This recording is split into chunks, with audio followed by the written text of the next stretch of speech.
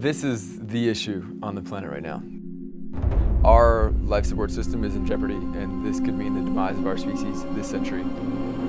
If everyone knew what was going on, things would be different. The world needs to change. It needs to change fast. You need to know this stuff. But there's a lot of vested interest against you knowing this because the status quo and the way the world works is immensely profitable. It was really quite simple for me. There was one movie I could make after Sharkwater, one message, one thing I should do, and that was revolution.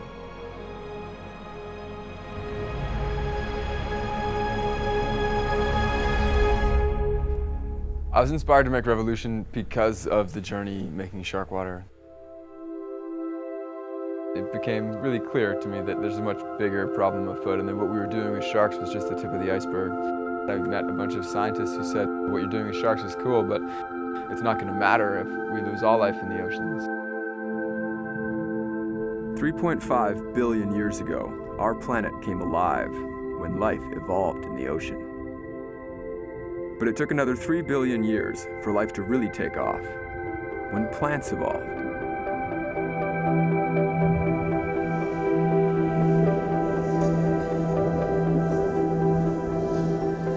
There's this massive problem on the horizon that could wipe out everything. The carbon we put into the atmosphere doesn't just stay in the atmosphere, it gets absorbed by the oceans, making the oceans more acidic.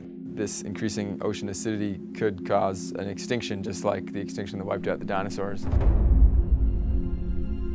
The public needed to know that, and that's when I knew we had to make another movie.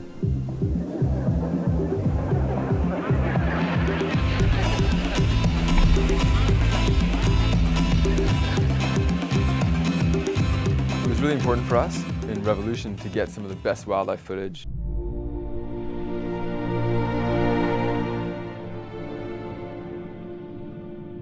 We wanted to show them some incredible things that they could have not gotten anywhere else.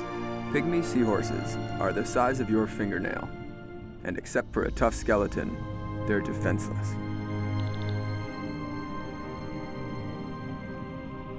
Baby pygmies get swept off the reef into the neighboring muck, and finding the coral they can't live without is getting much more difficult. The flamboyant cuttlefish is the pygmy seahorse's worst nightmare, and they rule the muck.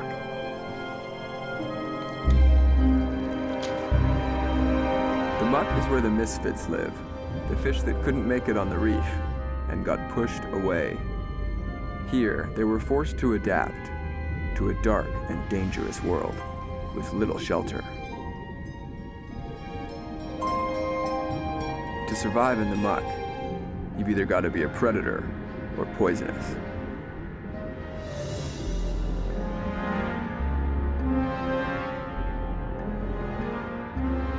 A big surprise in the making of Revolution was Canada's involvement in the destruction of our life support system. As Canadians, you think Canada is a great country environmentally. We've got these huge wild spaces. We birthed Greenpeace and the environmental movement. But the truth is far, far different. We are one of the worst countries environmentally, and it's because Canada's profiting so greatly from tar sands. We built a system of economy and a system of growth that basically destroys the world we depend on for survival. And we can only get big change in if everybody forces our governments and our corporations to change. Because the governments and the corporations right now are making money off the way things go. You know, it's incredibly profitable to dig up the oil sands, to cut down trees and sell them to people, to mine out the oceans and sell that stuff. So with Revolution, it was really important for us to educate everybody, because there's no conservation group, there's no government, there's no organization right now that's guiding us to a world that works.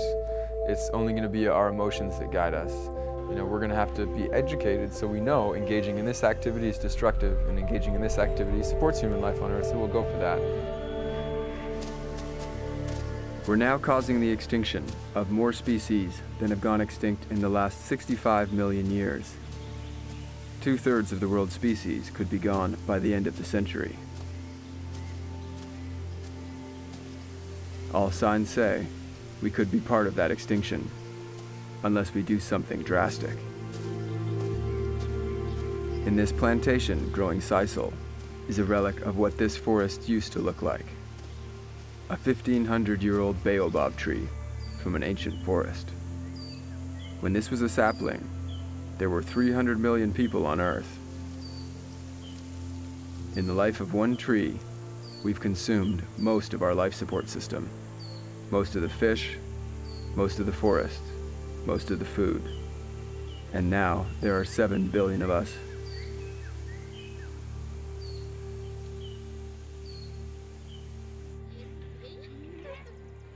Every revolution in the past has been led by the people most directly influenced by the atrocity, and right now it's kids that have to fight for their future. The U.S. has one of the biggest carbon footprints in the world, and concerned youth are taking a stand.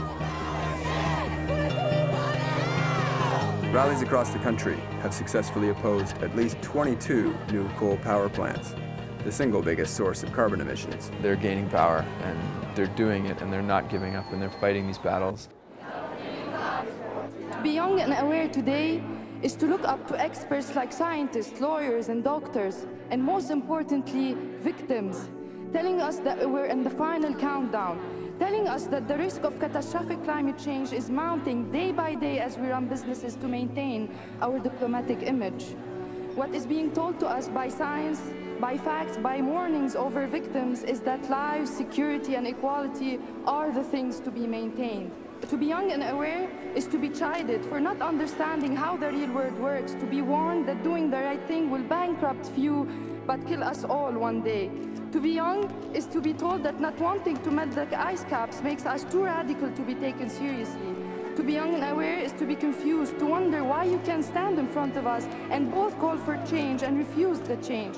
Let's be honest, ditching the Kyoto Protocol will not save us from the catastrophe that awaits, will not protect your 2-year-old from a world with war, poverty, and civil strife. Let's be honest, you're afraid to share. Why are we who have everything still so greedy? You've bracketed your way through COP16. You've locked yourself in hotels and isolated yourself from the communities that not only you represent, but also come from. You can't look into our eyes, into my eyes, and tell me you're doing everything you can. Let's be honest, we're all in this together, and you want this future too. To be young and aware today is to know that a bright green future is possible. You have been negotiating all my life. You cannot tell me you need more time. And with all due respect, dear authorities, you have no authority to ruin the present of some today and the future of us all tomorrow. Thank you. What keeps me inspired is the world changing and the fact that this stuff's working. The size of the challenge is going to call the best in humanity to the height of their potential. People are going to have to step up and, be all they can be and become heroes. It makes me feel so good because we're so young, but we accomplished a lot of things, big things. Every time we turn a corner, there's a new conservation group, a new initiative, a new government policy that's changing. And the more people get educated, the more they do change the world. We will turn this around. We've got 3.5 billion years of evolution on our side. I hope that people come away from revolution with a love of life, because it's life that gives us our food, our water, and our air. We depend on life for our own survival. And I hope that that love helps people go to bat to fight for the ecosystems that we depend on for survival.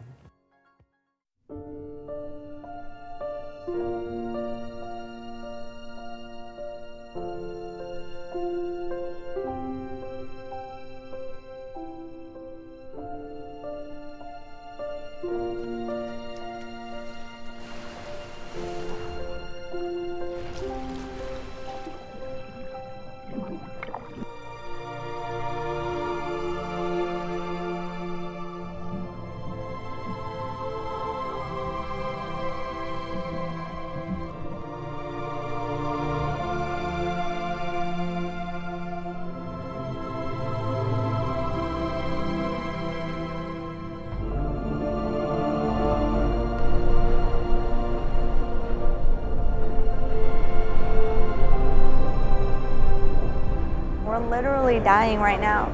Cancers are destroying our people in numbers that the Centers for Disease Control can't even explain it.